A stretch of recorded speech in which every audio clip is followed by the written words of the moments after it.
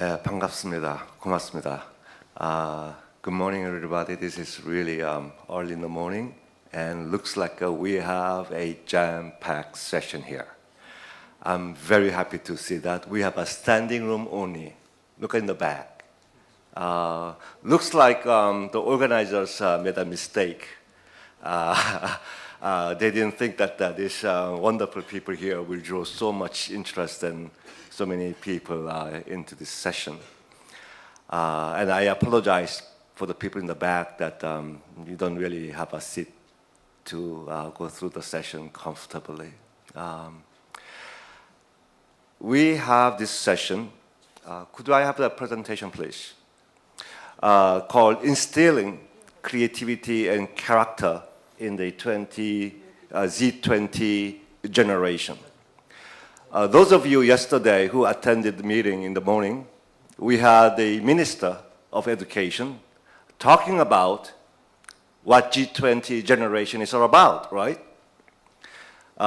Capitalism is changing, 1.0 to 2.0, 3.0, and 4.0. Well, the first one is about being laissez-faire.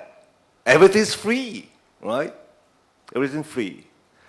So capitalism 1.0 is really becoming a worm. Is that right? Then, because of that, the capitalism 2.0 is about government intervention, trying to moderate or even lead the change. That didn't sound right, so we have capitalism 3.0, which is leaving to the market for the competition to take place. Then people became very tired. They are worn out. So finally we have capitalism 4.0, which is supposed to be warm, right? Do you like this play on the word? Yeah? From warm to worn, and then worn out, and then finally becoming warm. So my prediction is this. The future of G20 generation is rosy. Oh, by the way, the 장밋빛 is not a misspelling. I will tell you what 장밋빛 is about. It means 장기간 미취업 빚쟁이들. Is that right? Is that right? So young people, G20 people, 20-something are becoming very angry. Something's wrong. What happened is this. I think 인재상, that's the problem. What talent is all about. Life is not about being hard. It's our notion of what good talent is making our lives miserable. Do you agree? 청춘은 본래 아픈 게 아니에요. 그죠? The mistake started very early on. We all read when we were in kindergarten and elementary school that to be successful, you have to be like the tortoise rather than the rabbit. Is that right? In fact, that story pervaded throughout the world because good worker, the model of an excellent worker during industrialization is supposed to be the tortoise who worked hard like a machine. Steady, no complaints, no leisure time, just work, work, work. That's what happened in Korea, and that's how we caught two rabbits. Is that right? Both industrialization and becoming a democratic nation. So we are very proud of that. But it's time for us to catch the third rabbit. A rabbit which is not like two rabbits before, an oddball. We need to catch all three rabbits now. Well, we did. In fact, I catch 잡다, right? 두 마리 토끼 다 잡았는데 이제는 세 마리 토끼 잡아야 돼요. 첫 번째 토끼는 산업하실 때 잡아먹은 토끼죠, 그죠? 없어야 되는 거니까. 거북이가 1등 고신이니까. 그 다음에는 민주하면서 앞서가는 토끼 따라 잡았어요. 그죠?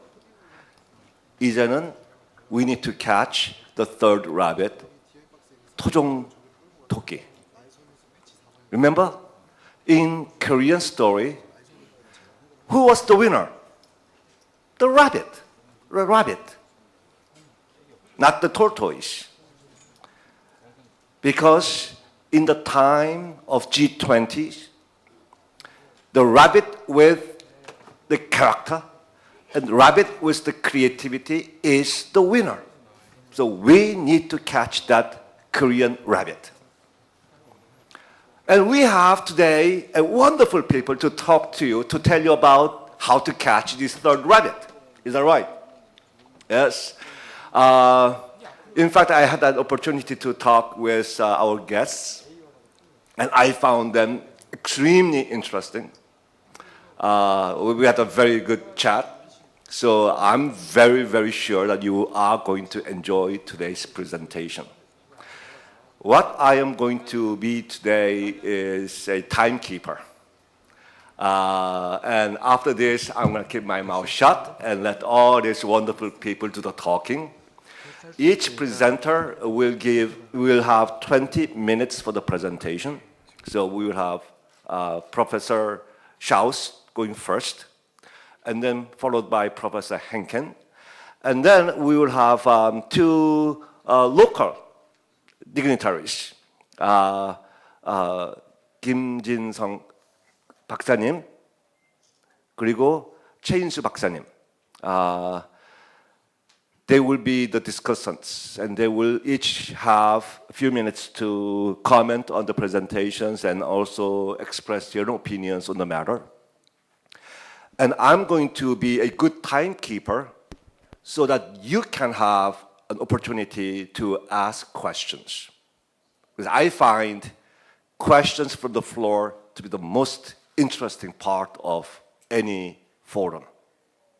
So I'm going to be a very harsh timekeeper, okay? So let me now introduce you the first speaker. Professor Schaus is professor in the Department of Education at Penn State University. It so happens to be he did his graduate studies in University of Chicago. I'm sure you heard about University of Chicago, which produced the most number of Nobel laureates of any universities in the world, right? So we have Professor Schaus giving talks on fostering creativity in schools, and he will address both problems and opportunities. And I think he has a good thing for us to really keep in mind in our own struggle to incorporate character and creativity in our K through 12 systems. So I will introduce the rest of the speakers at a later time. Okay, so we will have Professor Schaus. Please, warm welcome.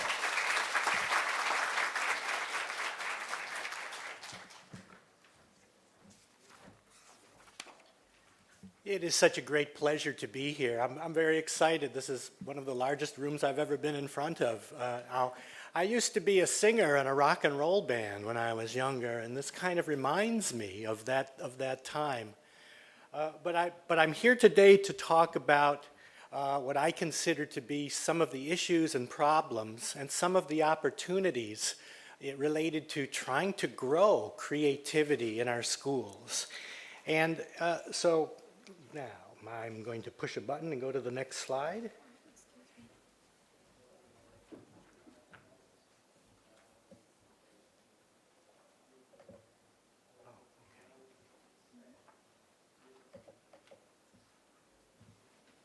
All right, first slide, and which do I push to go, like the arrow key will work, or the mouse?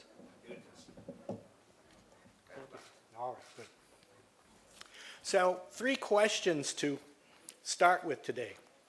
First of all, what is creativity? I'll talk briefly about how I think maybe we've misinterpreted this concept a little bit. Also, I'd like to talk about what are the social conditions for creativity?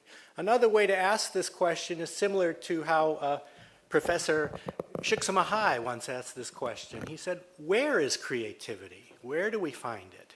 So I'll talk a little bit about that. And finally, talk about why it is so difficult to get more creativity into our schools. And I'll speak about these things within the context, an interesting context in my opinion, where you have many East Asian schools, Korea, China, Taiwan, who are trying to build more creative spirit in their schools. While in the United States, it seems they're going in the opposite direction and may be in danger of losing much of the creative spirit that they once had in American schools. So thinking about what is creativity, I'm going to argue that creativity is a natural process that's common among all of us. You look at your children, look at yourselves. You are all creative people.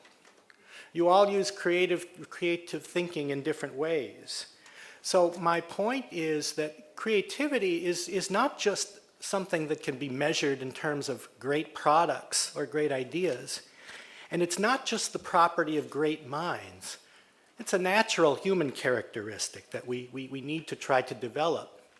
Now, I've heard people say that, well, we need to measure it somehow, and we want to look at some great artifacts and great ideas and great products, but that's kind of like looking out at a vast mountain range and trying to understand its character and quality by looking only at its tallest peak from 50 kilometers away.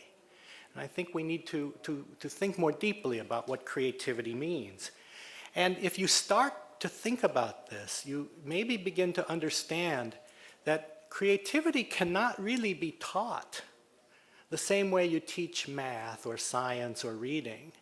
What you can do with creativity is you can unleash it. You can set it free. Now, in America, there's a great professor. He's originally from China, but now he teaches in the United States, and his name is Yong Zhao, and many of you may have heard of him. He argues that schools cannot teach creativity, but they can kill it less. And so the point is, how can we unleash it? How can we kill it less?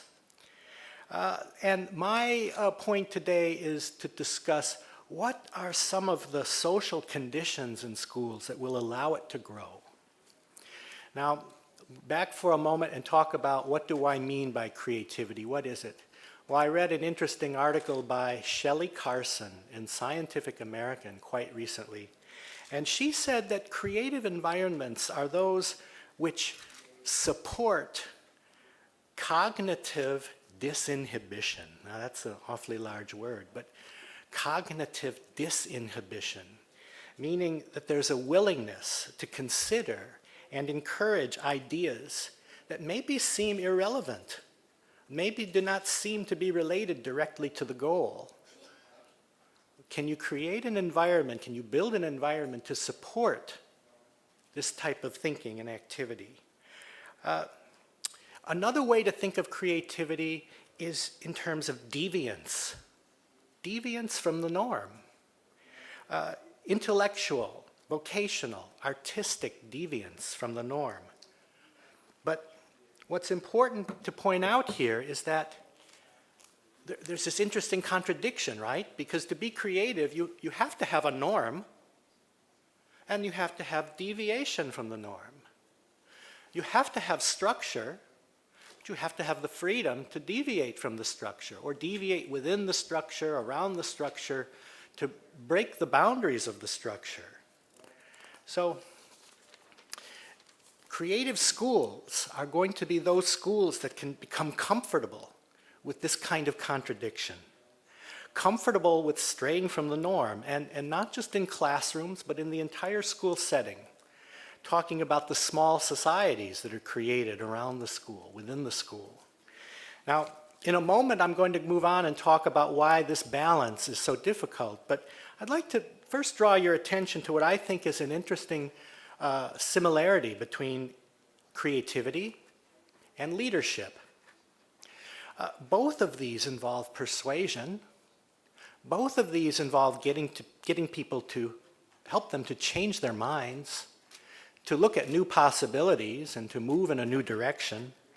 And if you think about creativity and leadership, and if you think about the landscapes of creativity and the landscape of leadership, you know, there's a lot of failure left behind on that landscape. You know, many creative things didn't work, and many leaders' ideas did not work.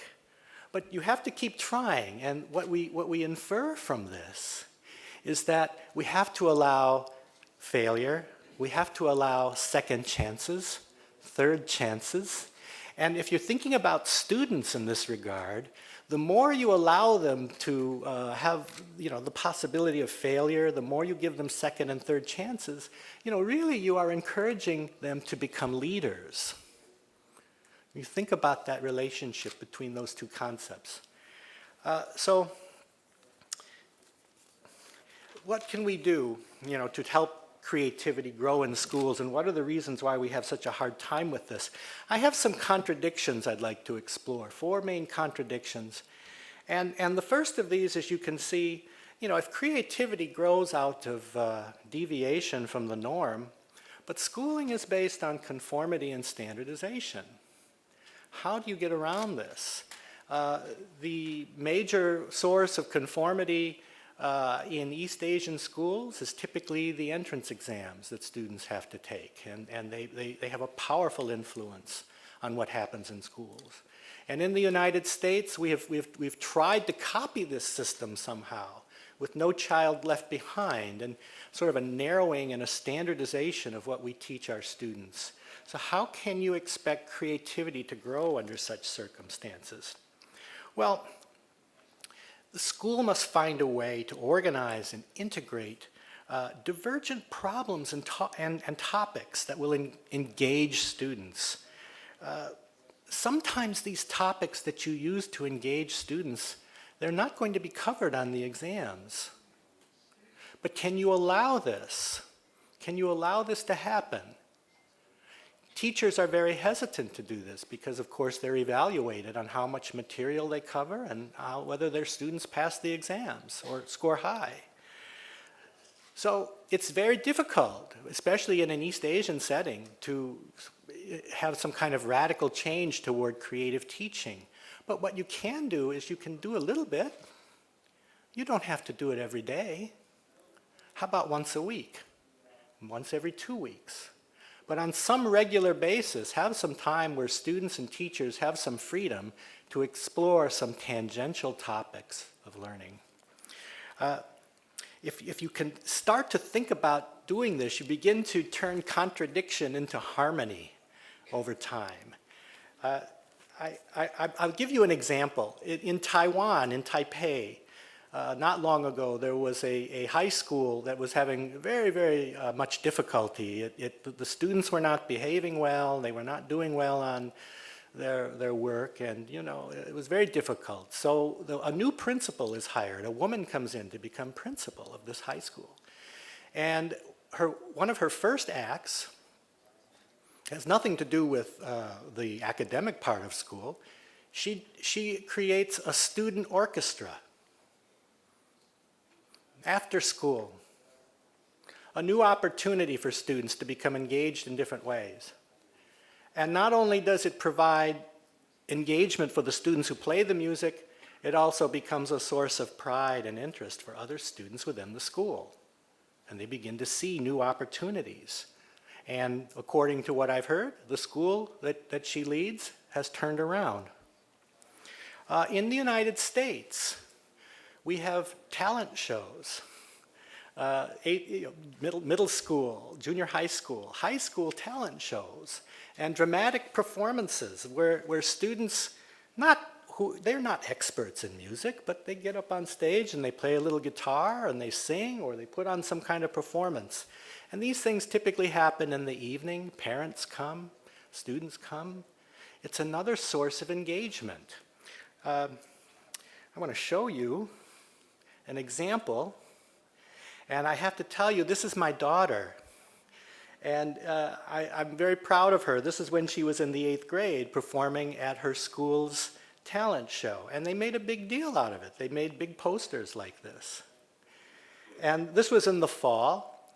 And the following spring, they put on a performance of Peter Pan, which you may have heard of. Now, I have to spend a moment to talk about what they did. Peter Pan required, they spent $10,000. This is a junior high school. $10,000 to put this on. 40 to 50 students worked every day after school, 3 hours a night for about 3 months to put this performance on. When they put on the show, it went for 3 nights, and the house was filled every night, and they made a profit on this. Now, some people will say this is kind of a waste of time. You have your students after school spending time working on some kind of musical. When do they do their homework? You know, when do they do these other things? Well, they do manage to get their homework done still, and they gain an awful lot from this experience. And not just for the students who are in the play, but the students who go to see the play, and the parents develop a sense of pride, and again, the idea that there are more possibilities within the school, an opportunity to make connections. These students had to build the sets, they had to use mathematical skills, they had to use a variety of skills and integrate them together to put on something like this. Now, I'm not suggesting that every school has to do this, but maybe do a little bit of something after school, more extracurricular activities to attract students. Well, this was a video. I'm not going to show it. I don't think we have time, but if you contact me, I will show you the video of some of the Peter Pan activity that was done at the school. But the second contradiction that I'd like to talk about. Teachers are expected to teach creatively, but they themselves are often the product of non-creative, conformity-driven school environments. If I could tell you a brief anecdote, I taught for a year in Pingtung, Taiwan, at Pingtung University. And I taught graduate students in education, many of whom they were teachers. And this was back in 2002, when Taiwan school reform was growing. And we were talking about how to implement creative lessons in the classroom. Now, I'm also a former math teacher, and I remember some of the things I did as a math teacher. I asked one of my math teachers, do you ever take your students outside for learning activities or projects of any kind? And the student looked at me very puzzled, and he said, well, this would not be allowed for safety reasons. And I said, wait a minute, my daughter goes to the school over here in Pingtung, the Chinese school, and every day the teachers send the students out onto the playground. They run around like crazy, they bump into each other, they do all kinds of things. You're not worried about their safety then. Why are you worried about the safety involved in taking students outside? My student looked at me again. He didn't really have a good answer. Finally, he said, it simply would not be allowed. And then I understood. The reason that it would not be allowed is because taking students outside during math class does not look like school. That's not the way people perceive school is supposed to look. So we have to try to break down some of these ideas about the way school is supposed to look, and teachers have to be given some freedom to do some kinds of creative activities with their students. And I would say that, you know, if we want teachers to become creative, one way to approach it is to try to train them. But that is not the only way, and maybe not the most effective way. I think that people and teachers become creative by having been able to experience freedom throughout their life. They've had the freedom to create.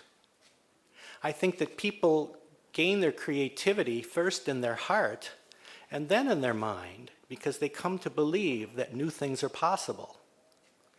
Now, in a school situation, like in Taiwan, it's like water seeping into a stone.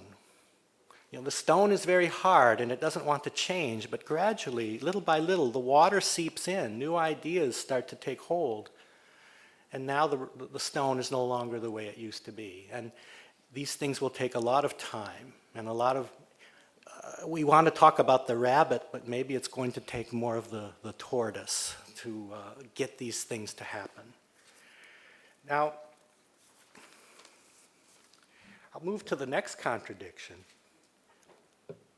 And this is more true in the United States, perhaps now.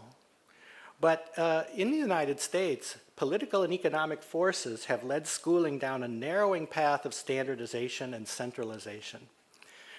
But creative schooling requires support for a broader range of subjects and activities. In America, schools have come to believe that math and reading and science are the only important things to study in school. Well, we can discuss that. I'm not sure that's true. If you think about some of the great innovations that have occurred over the last 10 to 20 years, think about Facebook, think about Second Life, think about YouTube. These ideas did not begin with technicians. They did not begin with mathematicians.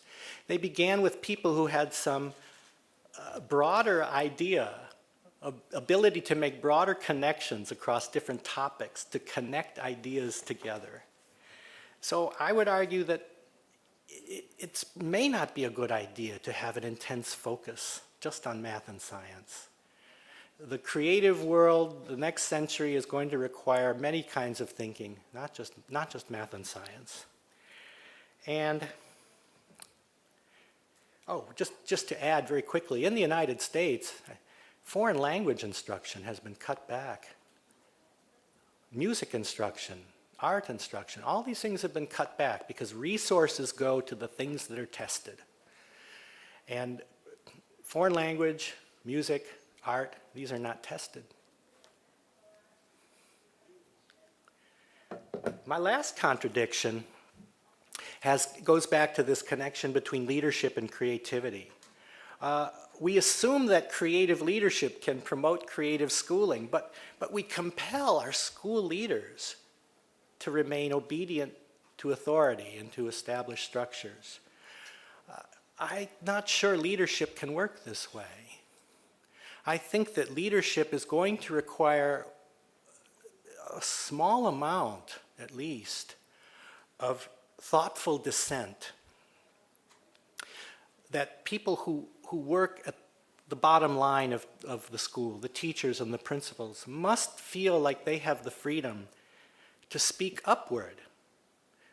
Sometimes this is known as dynamic subordinacy.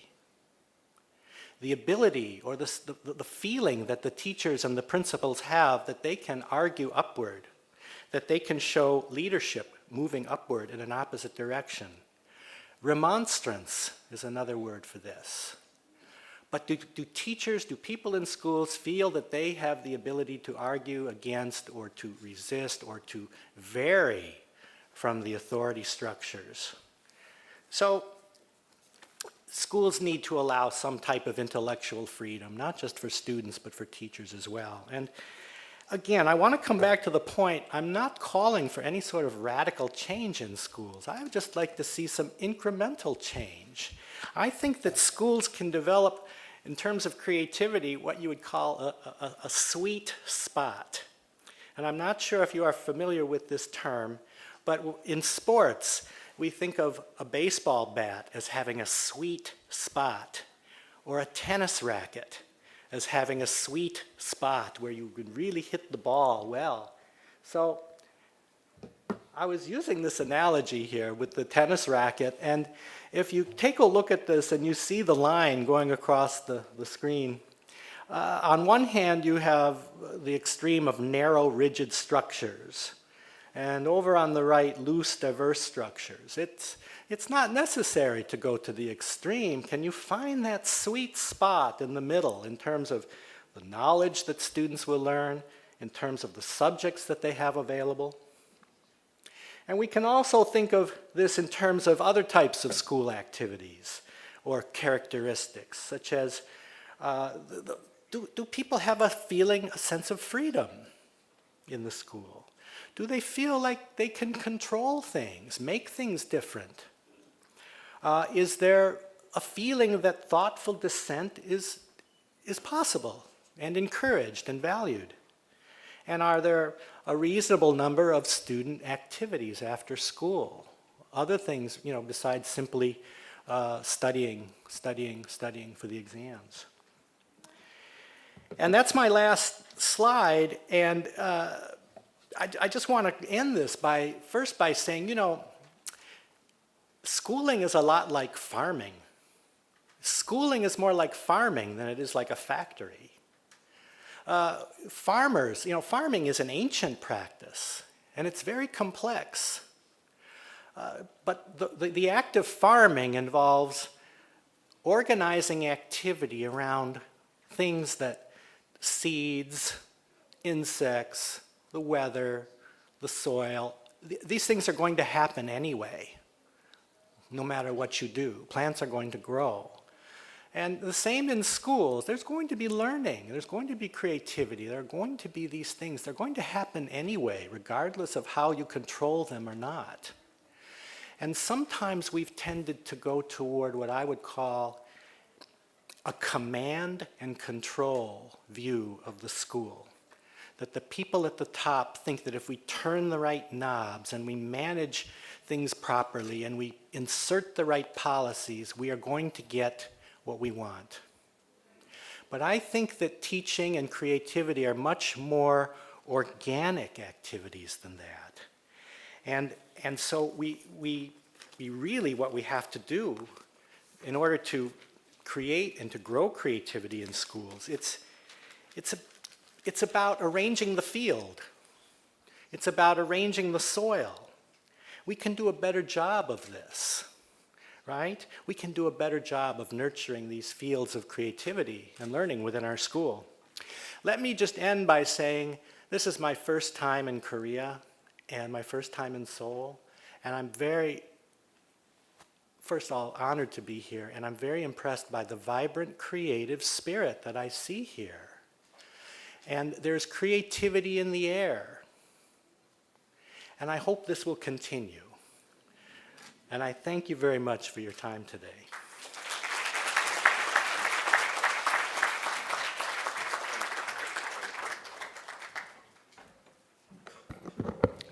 Thank you, Professor Schaus.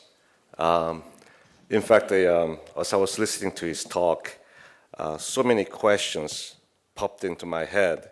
But apparently, we don't really have time to ask questions at the moment.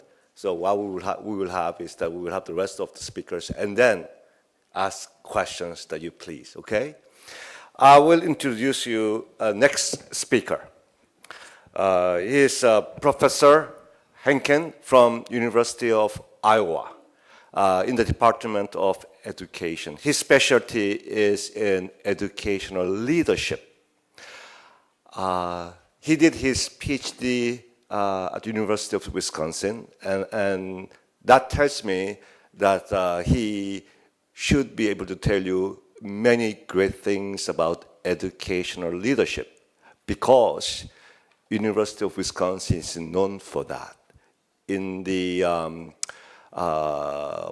past 60, 70 years, University of Wisconsin has introduced so many significant educational policies that changed the United States. It's a well-known place for that. So, Professor Hankin. Oh, by the way, it's not his first time here in Korea. His second time, right? Oh, so apparently, because of that experience, he is going to give talk in Korean. That's what he says. 창의성과 혁신을 장려하는 조직 환경. 무엇이 중요한가? Okay?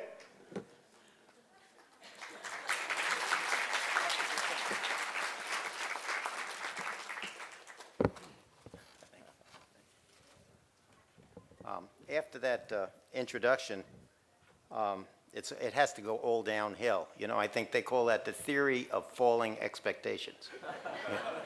I'm here today as the second rabbit, and my talk has some overlap with Professor Schaus's, but I'm going to focus on the organizational context of creativity a little more. We all want more creativity, but why do we want more creativity? Well, pretty obvious. We value it because new technologies, new industries, new wealth, and other good things have been shown to emanate from increases or increments of creativity and manifest through innovation. Significant research in the organizational sciences, that's my specialty, suggests that conditions of work can impact creativity in both for-profit and not-for-profit institutions. We classify schools, colleges, NGOs as part of the not-for-profit sector. And if some of you may know that many sectors of education have now become part of the for-profit economy. For example, the universities of Phoenix, Capella University, and others are essentially stock companies. Another point is that creativity can be enhanced by changes in the work environment, a frame of reference. The thesis there suggests that you could take creative employees, potentially creative employees, place them in traditional productivity-driven, standardized organizational structures with time constraints, strict regulations, and routine tasks, and they're not likely to manifest any significant amount of creativity. So context counts, I guess the message is here. Broadly speaking, one can conceive of two non-mutually exclusive strategies for accomplishing the objective of increasing the production of creative ideas. One way is to develop individual capacity to generate more responses through some kind of developmental process. The other general approach is to arrange or modify the context, so the organization's environment, so that it is more stimulating and conducive in terms of fostering creativity. So we're going to come at the idea of creativity from the back end here, looking at the context of creativity rather than individual sources of creativity. Okay, let me click this. Something's supposed to happen here. Press this one. This one? Okay. There we are, you know. 감사합니다, 안녕하세요, and I'm finished. There's the falling expectation part of this. Let's talk a little bit about the drivers of creativity. You know, creativity and innovation, they're noted on the slide, critical factors for organizational economic success and knowledge economies. We're looking toward creativity as a way to kind of bail us out of recession. New products, new ideas are suggested by our politicians. I have a little quote here from President Obama, who would like to bail himself out of a lot of messes right now. That suggests that we're counting on creativity and the application of creativity to innovative process move us along, improve the job situation in the West, especially in the United States, and improve the economy as it tries to recover from recessions. This whole idea is tied to this notion of developing new. We didn't know we needed all these new things before creative minds, new things like Androids, iPhones, social networks, et cetera, until creative minds brought them to the fore and suggested, indeed, these are the things that we want and need. Creativity has been shown to be an explanatory fact in terms of performance. I was really interested in the keynote address that Chairman Volcker made at the beginning of the session, where he suggested that there is a bottom line of all of this. What we've seen in the organizational literature recently and in the press is that creativity and innovation sinks to the bottom line. What we mean there is that it shows in terms of process improvements, quality improvements, financial rates of return on investment, return on equity, stock price, et cetera. These are all manifest residuals in part of creative minds and innovative processes.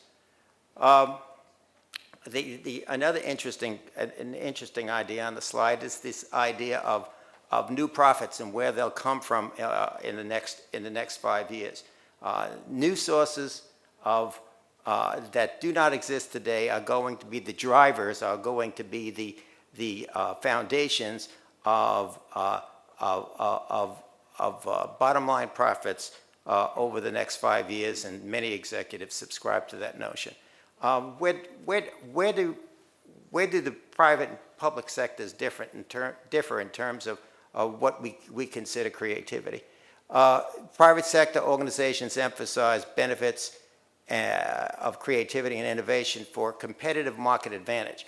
That view of creativity suggests that indeed what private sector seeks is increased market share, and increased market share depends on the acceptance and the willingness of individuals to buy, use, and endorse your products. We see this continuous rapid obsolescence of relatively new products as a consequence of this obsolescence that suggests that speed to market and new products and new applications of new ideas is not only the future or the wave of the future, the wave of the present. Public and nonprofit organizations, and we include colleges and schools and NGOs, et cetera, emphasize creativity and innovation in order to improve performance and respond to demands, expectations of multiple stakeholders. That's a kind of a mouthful of stuff. But what it really means is that schools and colleges and universities and educational institutions exist in environments. These environments have expectation for performance for those institutions. Support of those institutions depends in part on the institutions like the schools, colleges, et cetera, meeting the expectations of the reference or the people on the outside looking in. In order for that to occur, there has to be at least partial goodness of fit between what the external environment expects of these social institutions and the way these social institutions like schools, like Professor Schaus just told us, actually do. Actually, the way they perform. The greater the fit, the higher the level of endorsed support for these institutions. And these institutions, being social institutions, continually exist in a state of continuous need. They need those resources and those inputs, and those resources and inputs come from acceptance or goodness of fit between the expectations of what they call the largest social supersystem and their manifest performance. And manifest performance, as Professor Schaus suggested to us, sometimes there's a very poor fit between the two. Okay, let's move on. This is a kind of a simple idea of creativity being the fuel and the engine of innovation. Creativity is ideation or getting ideas. Innovation is doing something with them. We have a lot of ideas, and some of them strange ideas, but we have a lot of ideas, but sometimes those ideas are never manifest in any applied process. When they are manifest in an applied process, it's termed innovation. And we have, we have the social science persuasion, have ways of measuring innovation and of identifying what they call antecedents or corollaries or correlates of both creativity and innovation. That means, I don't want to become a college professor on you here, but that means we're able to back out the variables that affect creativity and innovation as a dependent variable, as the end variable, okay? And I'll talk to you a little later about some of those variables that come before or are correlates of antecedents and correlates of creativity and innovation. I'll give you a little hint here. The three most important are trust, both interpersonal trust and organizational trust, empowerment, which a lot of people talk about and very few people define, and commitment. Commitment is attachment to organizations, and those attachments to organizations are both, whether they be schools or for-profits or NGOs or whatever, are what enable or facilitate, in part, creativity and innovation. But we'll talk about that a little later. There's a couple of definitions. I don't want to, emphasize these things too much, mainly because there are probably as many definitions of creativity as there are academic works on creativity. But it implies some type of quasi-absolute novelty, that is something new that has not been either seen or manifested in a significant way previously. It's a kind of a blurred line between creativity and innovation. The innovation side of the equation is more of a suggestion of relative novelty. Innovations can be, you can term a change in an organization as innovative, even if all that's done is adoption of what has been done or used, or adaptation or adoption of what has been done or used previously in another organizational context. There's a term here that I'm reluctant to, I'll go ahead and do it anyway, but called mimetic isomorphism. And I know that's something you don't, it's like having something bad for breakfast or something like that. I had some mimetic isomorphism. But what this really means is that when schools, colleges, universities, for-profits look to establish new programs, what they often do is look for successful programs somewhere else. And successful programs somewhere else may not work within the new context. So a successful program, after-school program, a successful creative program in the school that works in one place won't necessarily work in another. And we tend to look, we call them best practices, but what we really mean is lifting other people's programs and ideas, et cetera, and trying to plant them or transplant them in a new environment in which they don't fit. And often that's the source of major program failure in both for-profit and not-for-profit organizations. So that's more than you wanted to know about mimetic isomorphism. But there's an individual side of the creative process, and the idea of intrinsic motivation, et cetera, is often suggested in the literature of lists of taxonomies of individual characteristics related to motivation. Another part of that equation, not in this slide, is extrinsic motivation or extrinsic sources of motivation. We kind of want or are reluctant to discuss those kinds of things because they're not the kinds of things that we'd like to talk about, especially those of us involved in schools and colleges, et cetera. But people like material rewards. I haven't seen too many people turning down pay raises, for example. I haven't seen too many people turning down rewards. That is symbolic rewards. Symbolic rewards is kind of recognition, celebration of one's achievements, certificates, graduation from college. You know, you graduate from college, they march you down the aisle, and they give you a symbolic reward. They don't give you your money back if you didn't like college, but they give you a symbolic reward. And those kinds of symbolic rewards are important in terms of the motivation equation. Okay, let me go on. I know my time's going to run out here, but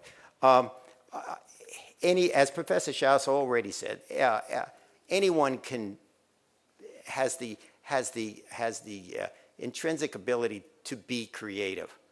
So don't only look at creative people of exceptional academic abilities, for example. Anyone could be creative. Most of the problems that we have in process-related organizations, whether they build cars or they deliver services, et cetera, are tied to the day-to-day operations of those organizations and problems they face. People involved in day-to-day operations and problems of organization have a lot to contribute in terms of creativity. This is a little, this slide and the next one, and you'll see that there's a high correlation between these ideas that come from actual interviews with people working in various kinds of organizations. We asked them, how do you view your workplace in terms of creativity? What is it like? And if you read the underlined red parts of this thing, you'll see that often all this empirical research and scientifically designed initiatives land up revealing the same things that you find out from just asking people what it is. Look at some of those things. Working with others, giving yourself time. What does that say?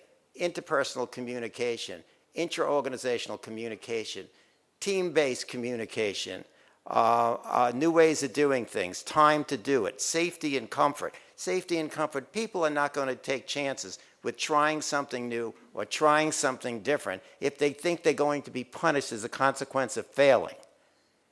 So creativity and innovation depends on work environments that allow people to take a chance, try something new, try something different, manifest their ideas, yet not live in fear of retribution or punishment. Okay, here's another one. Look at some of the ideas there. What do you need to do it? Time and space. Time and space means resources. Organizations with low resource, what they call low organizational slack, and I apologize for that too. What that means is that organizations that have excess resources that they could use as venture capital to allow people to try something new, try something different, are likely to be places where more creativity and more innovation are manifest. So resources count. Okay, let me just move on a little quicker here. Context matters. We talked about this a little already. The idea of taking risks and living in a zone of potential discomfort requires that people feel safe and are willing to venture beyond what they routinely do day to day. This idea of the structural part of the equation that we didn't talk about yet is the idea that Professor Schaus talked about in other terms, but the idea of organic versus mechanistic organizations. Organic forms of organizations are the ones you see on an organizational chart. You know, you see organizations that are pyramidal like this, and you see others that are flat like this. The ones that are flat like this are the organic ones. And organic organizations are where you have distributions of authority, so people at lower levels are able to make decisions on their own, take initiatives, try something new, try something different.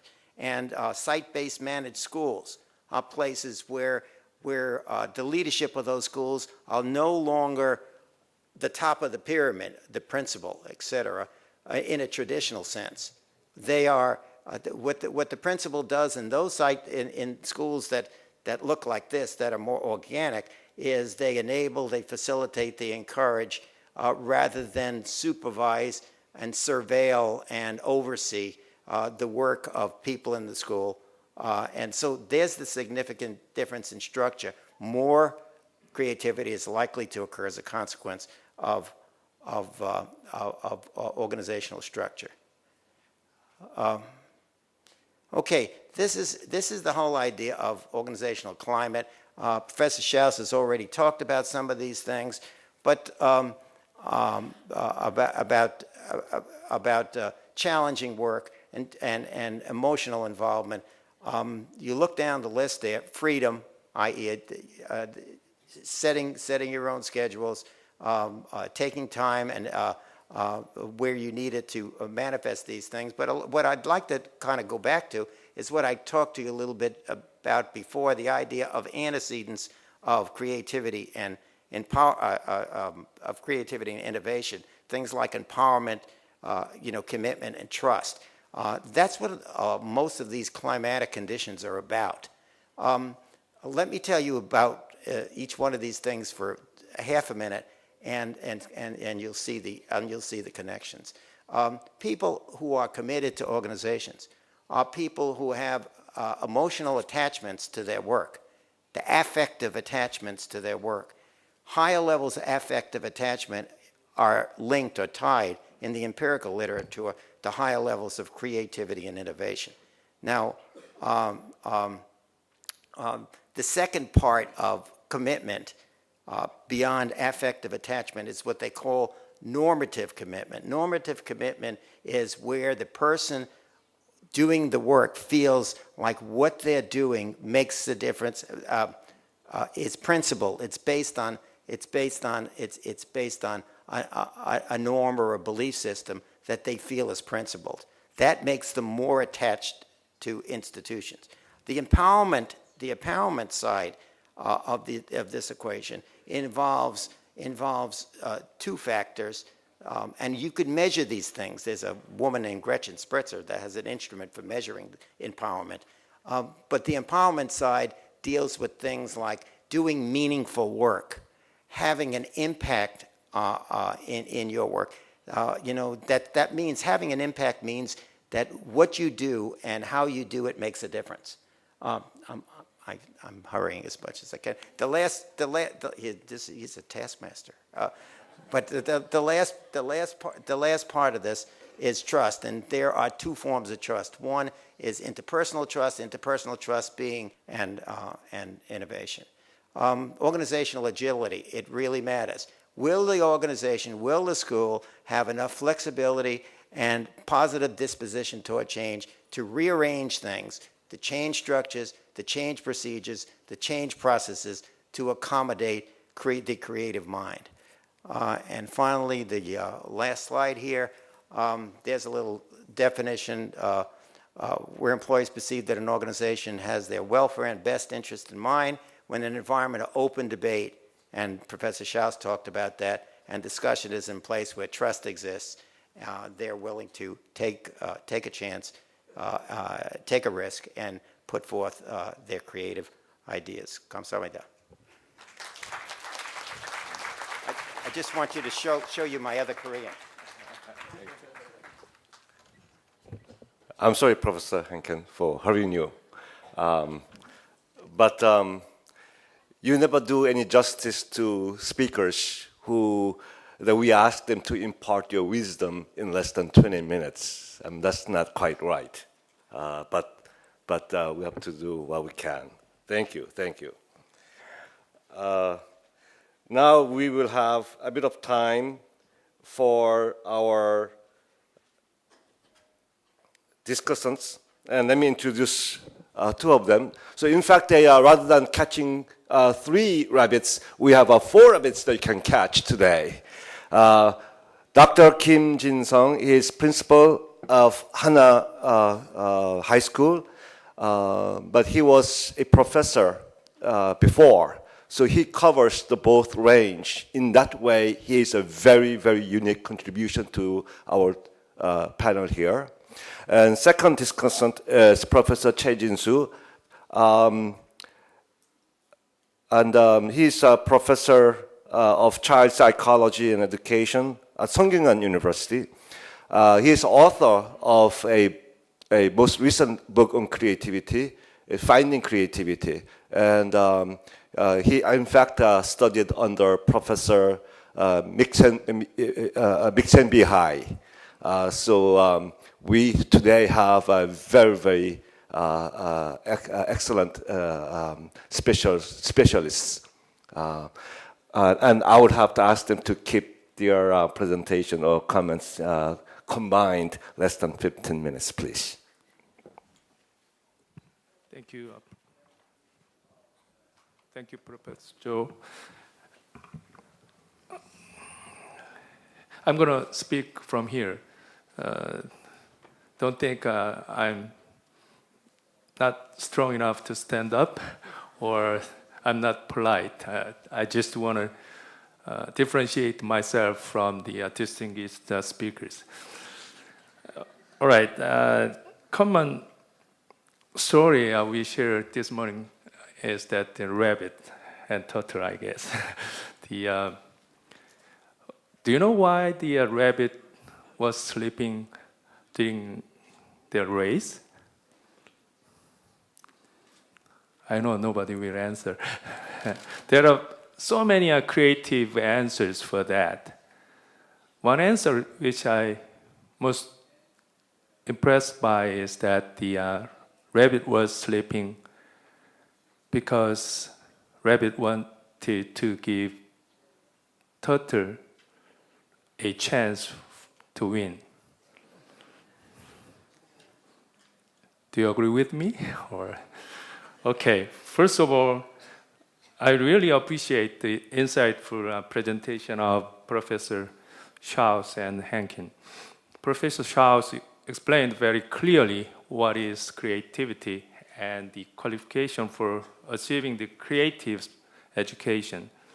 Moreover, I think that his emphasis on the problem of creative schooling has great implication for us.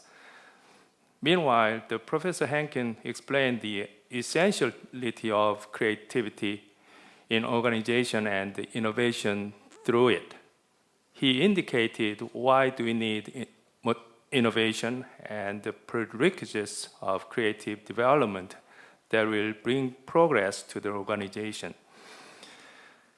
As this session of forum is about cultivating creative and talented individuals for our future society, your presentation gives us a great significance. I fully agree with those of your views. However, I would like to tell what is happening in Korea and eager to have your insight to it. My speak may be very microscopic relative to yours. In Korea, for many years, most of schools' objective has been to cultivate creative individuals. That, in a sense, it seems to be an old-fashioned topic. However, we did not succeed in fostering creative and ingenious individuals. Professor Schaus pointed out some barriers and threat to creativity in schools. If I were asked to give one single important barrier regarding to creativity education in Korea, I would not hesitate to say that it is related to university or college entrance. In fact, the education focused on college entrance exams has already aggravated the educational environment in Korea. Usually, Korean middle and high school students pay much attention to learning knowledge necessary to take the Korean SAT, and the lack of requiring a wide range of learning knowledge that is necessary for developing creativity. Actually, Korea has supported equal education for a long time.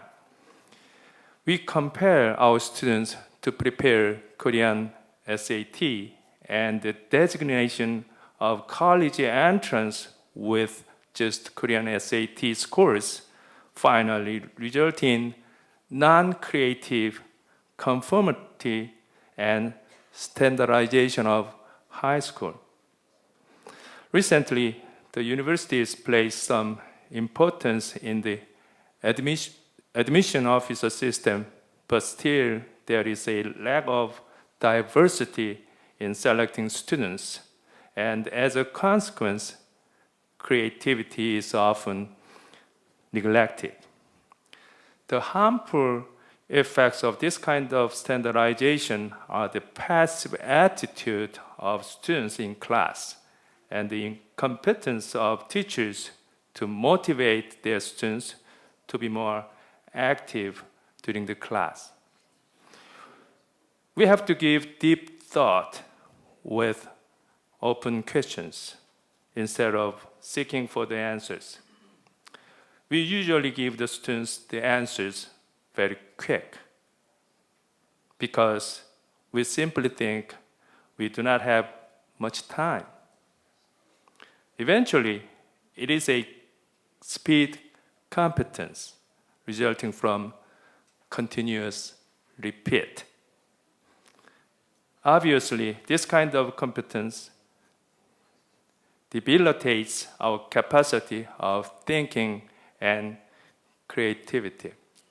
Here, I want to share one of my experience with you. I learned how to use an abacus. It is an instrument used for calculation. It's kind of accounting board.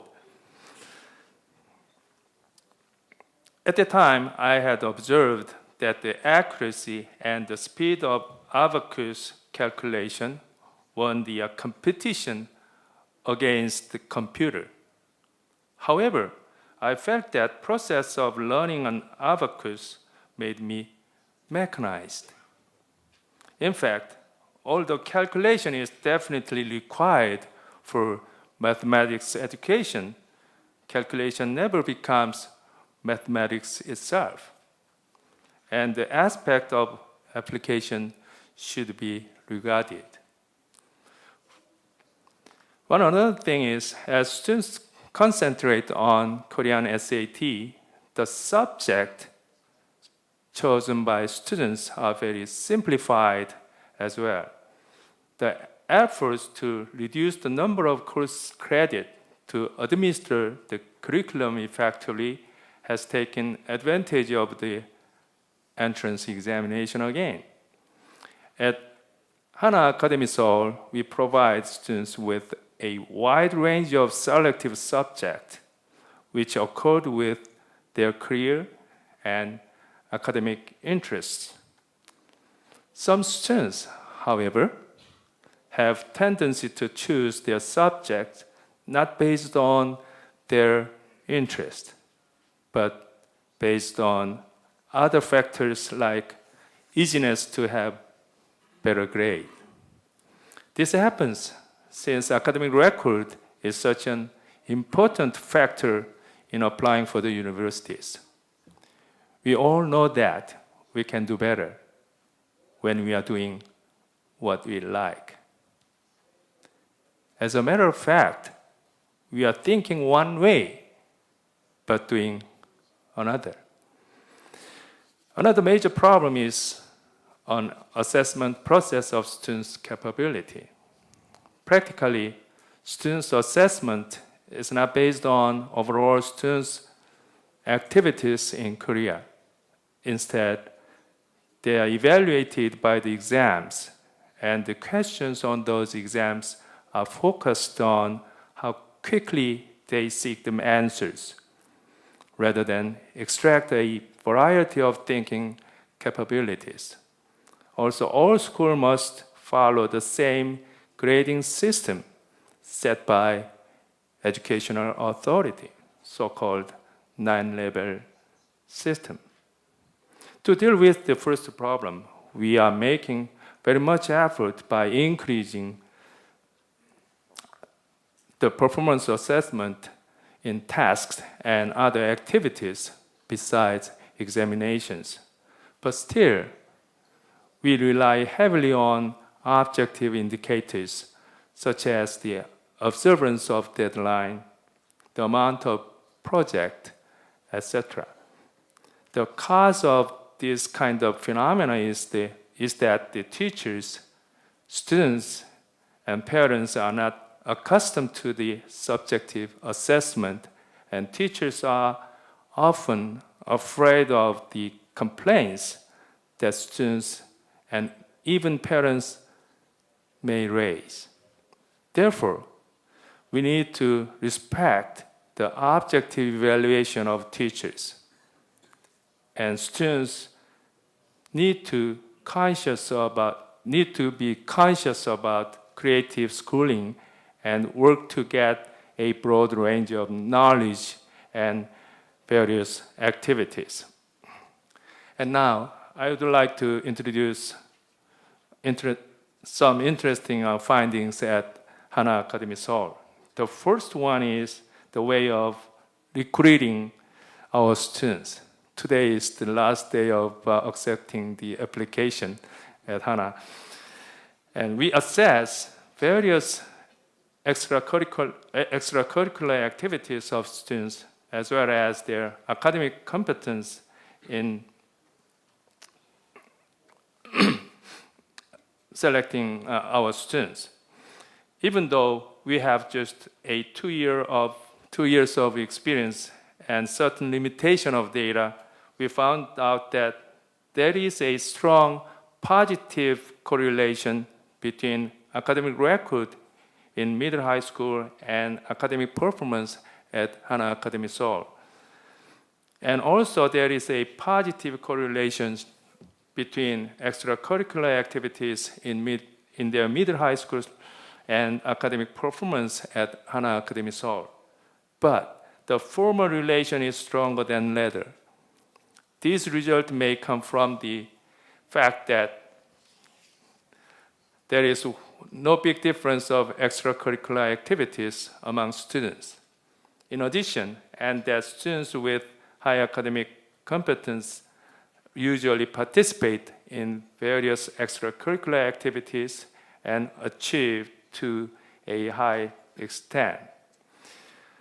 Okay, I have less than 1 minute now, so I'm going to close my comment pretty soon. Another positive finding at Hana Academy Seoul is after-school program. Especially every student learns one sport and one art among musical instrument or fine arts for 90 minutes, 4 days every week. Through this after-school program, students can have a confidence and a positive thought, even a high level of satisfaction of their school life. The students' response to, we call one person with 2 skills, is considerably enthusiastic. Despite a busy daily schedule, it is often seen that students play the piano during their lunch time. In order to solve our current problem, we should eliminate the standardization, that's for sure. The question is, how? We got to change our way of thinking as a whole society. Lastly, but not leastly, we have to realize that the change of educational system does not solve all the problems that we face today. Therefore, we need to take a long view and work together to resolve the matters. Okay, I want to ask just one question out of 4, which I prepared for to you. Probably there's no answer for it. My question is, who is the talented global leader that has the vision that the society requires? And how many talented global leaders do we need for the future? Thank you.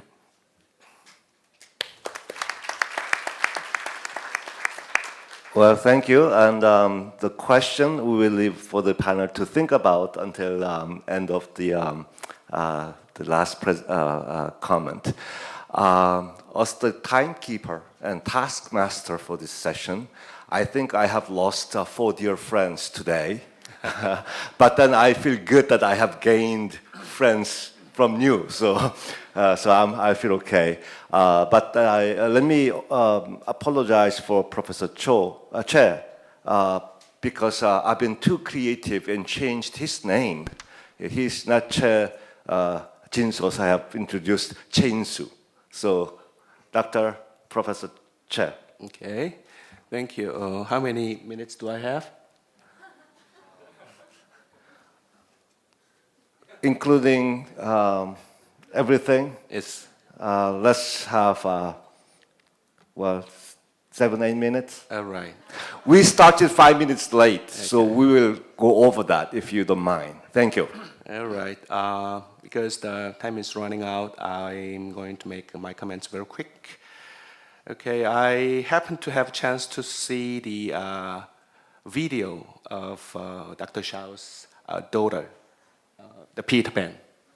And it was very interesting, and I see her talents in singing. And okay, all right.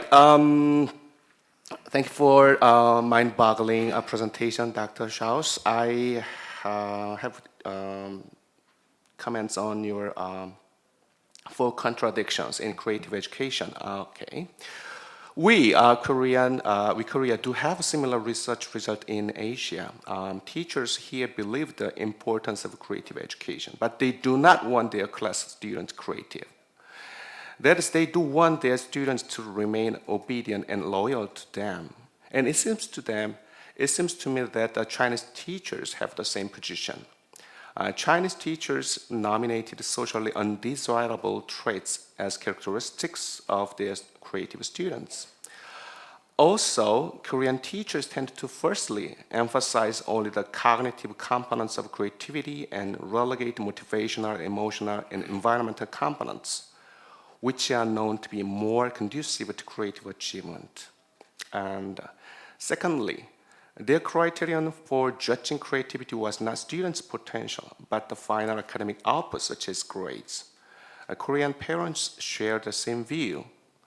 They all want their children creative, but when asked whether they can be patient to all the brave, deviant, and even iconoclastic behavior of their children, they shake their heads strongly and they say, well, it would be nicer for my kid to become moderately creative, like Steve Jobs and Bill Gates. What is moderately creative? I also never heard that Steve was moderately creative.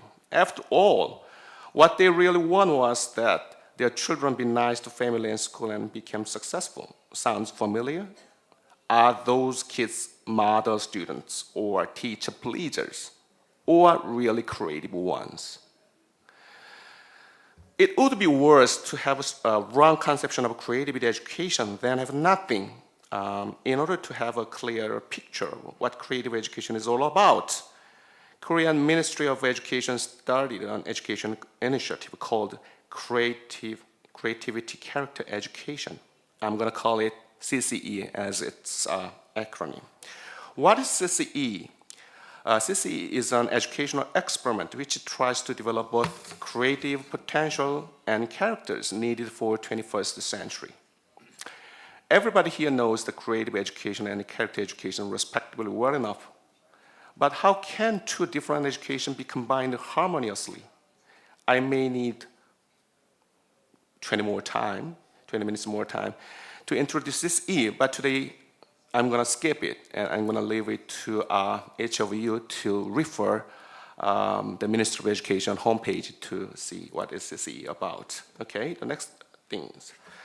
Okay, I had prepared about the sweet spot of school creativity, but I'm going to skip it. Okay, regarding Dr. Hankin's presentation, okay.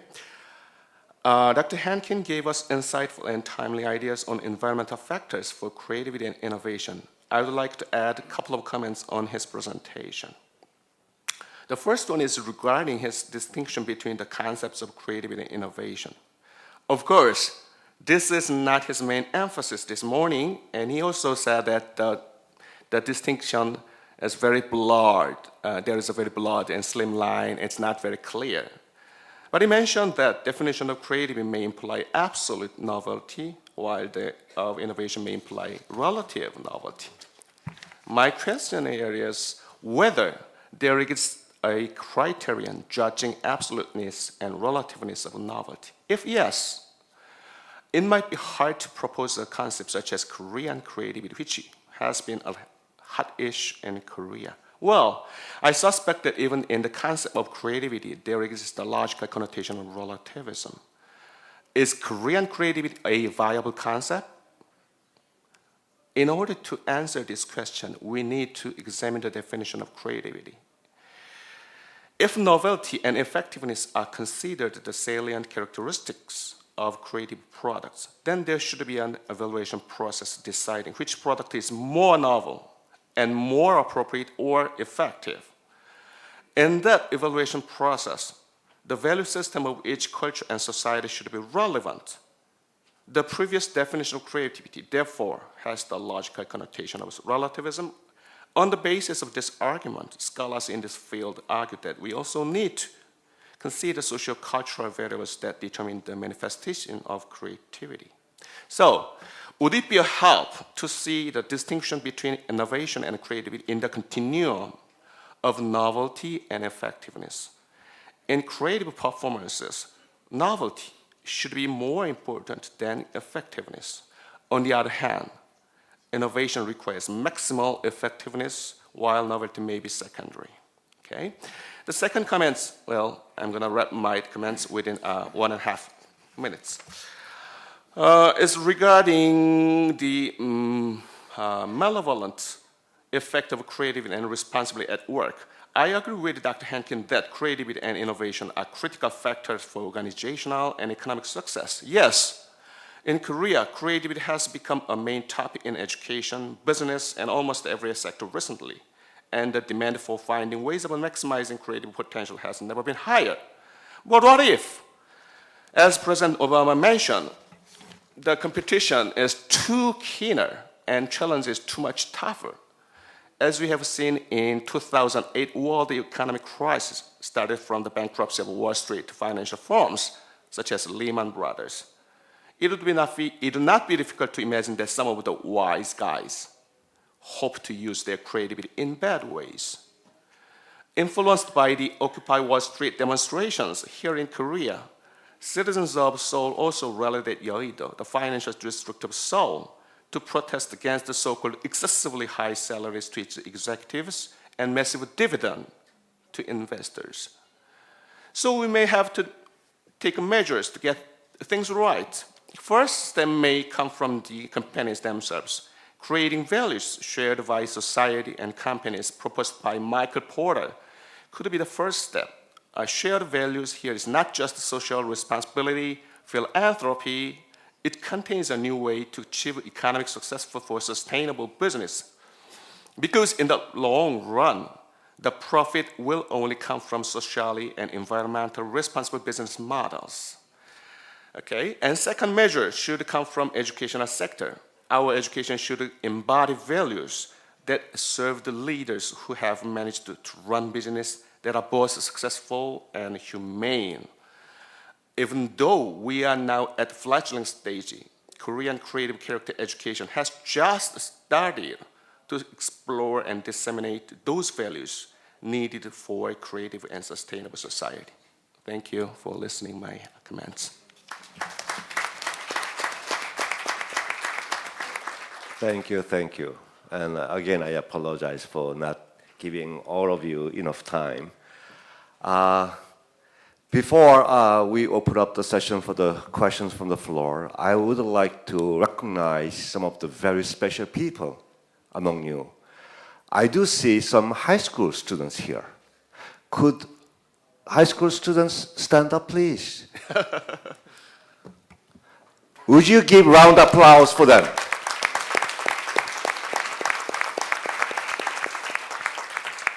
Thank you. It's amazing that high school students are here and they are participating in this session.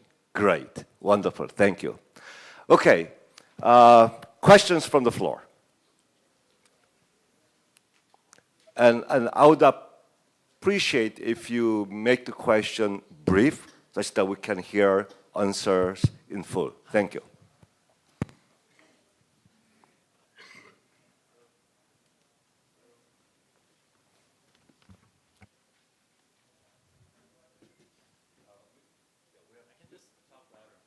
No, we have a new one. Hello. Oh, hi. These things always scare me. Thank you all for such a wonderful speeches. I guess the concept of creativity is more about emotions and arts, and it's more about quality than quantity. Then how do we measure, how do we quantify something that's more of a quality? I guess the answer to that question is trust. How much we trust the teachers, how much we trust the students, how much we trust the schools. And I guess my question is, how do we evoke or encourage or cause that trust to begin among the all players in the education? Maybe Professor Hankin, you talked about interpersonal and organizational trust. Maybe you can elaborate more on that. And I want to hear more about more from Professor Choi. So we need to spread out the opportunities. Oh, so sorry. one question, please. Thank Sorry. you. Thank you. It's an excellent question. Thank you for the question.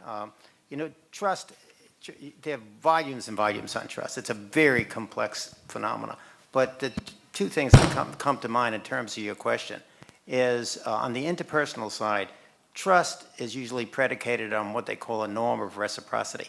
That is, if you think someone's is going to reciprocate in kind, you're much more likely to trust them. I'm not talking about the kind of trust is I love you, I trust you.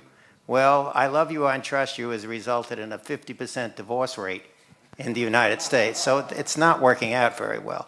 Another part of that equation is if you have a historical past with a person, you can evaluate individually the extent to which you can rely on the person reacting in a trustworthy manner. So his history and norms of reciprocity are two standards for trust in terms of the interpersonal side of it. Now let me get to the other side of it because he's going to call me on this thing. But is the organizational side of it. You trust organizations, whether they be schools or colleges or universities or people you do business with or the like, based on a couple of criteria. One of the criteria is if you think the institution's going to treat you fairly. If you think they'll treat you fairly, if you buy something in the department store and you know if you don't like it, you could bring it back and they'll always refund your money, you're most likely going to trust the process of that department store.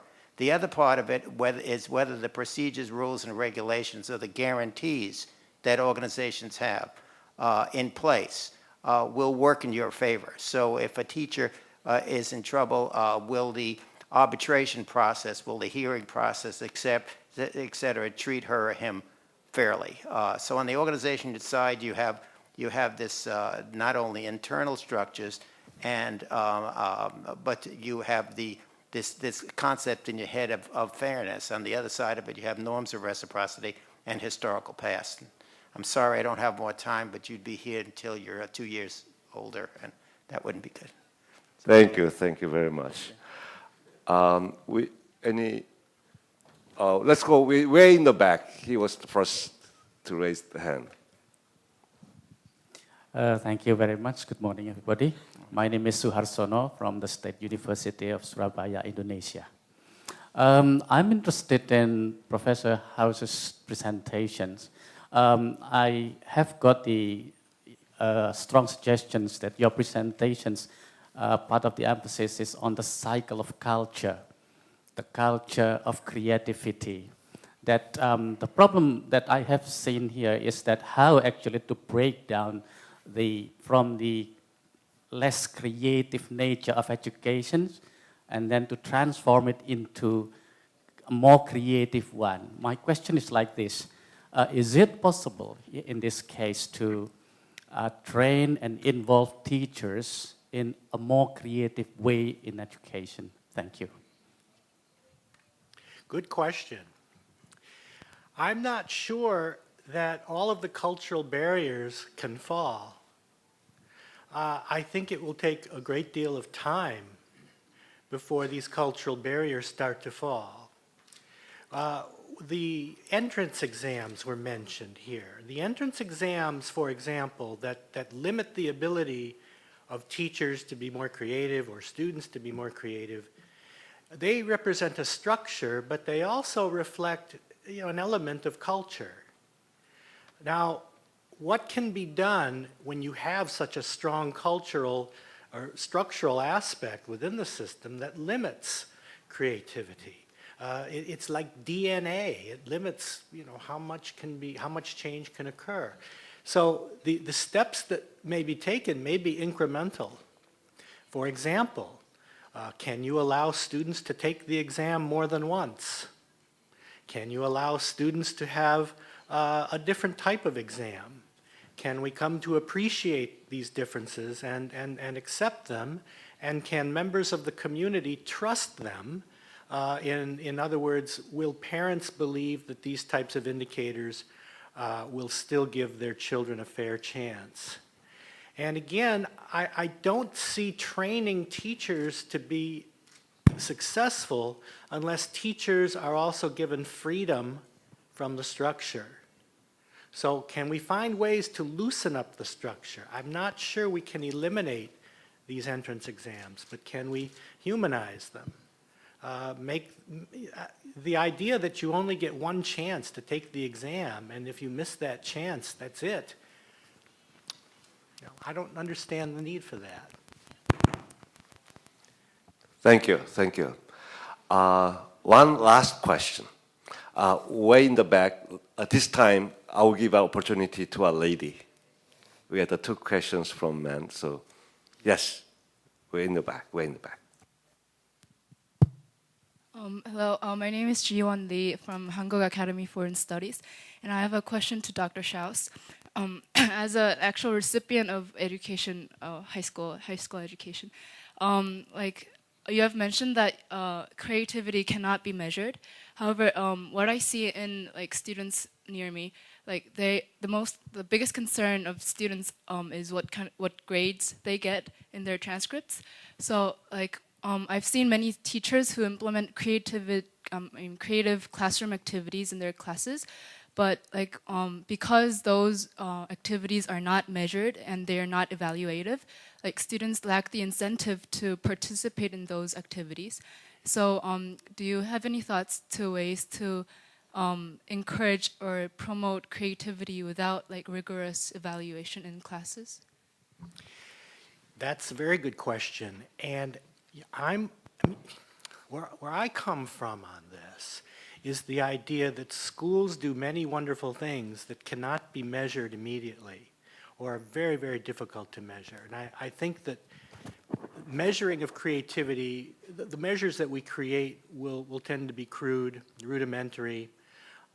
Perhaps they can be developed further, but you raise an interesting point. Why would students want to get involved in creative activities when they're not going to be evaluated on them?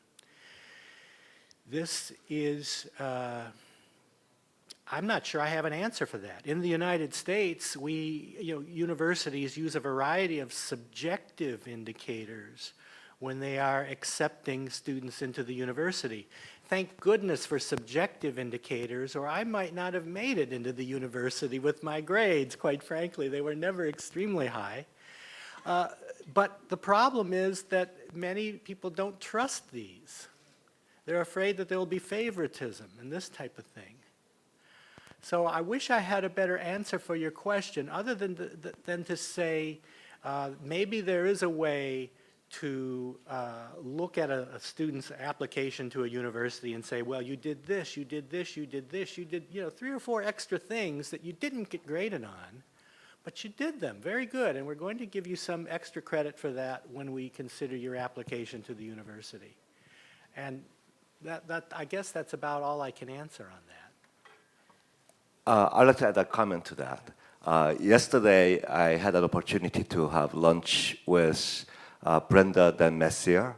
She's Vice Undersecretary of Education in the USA.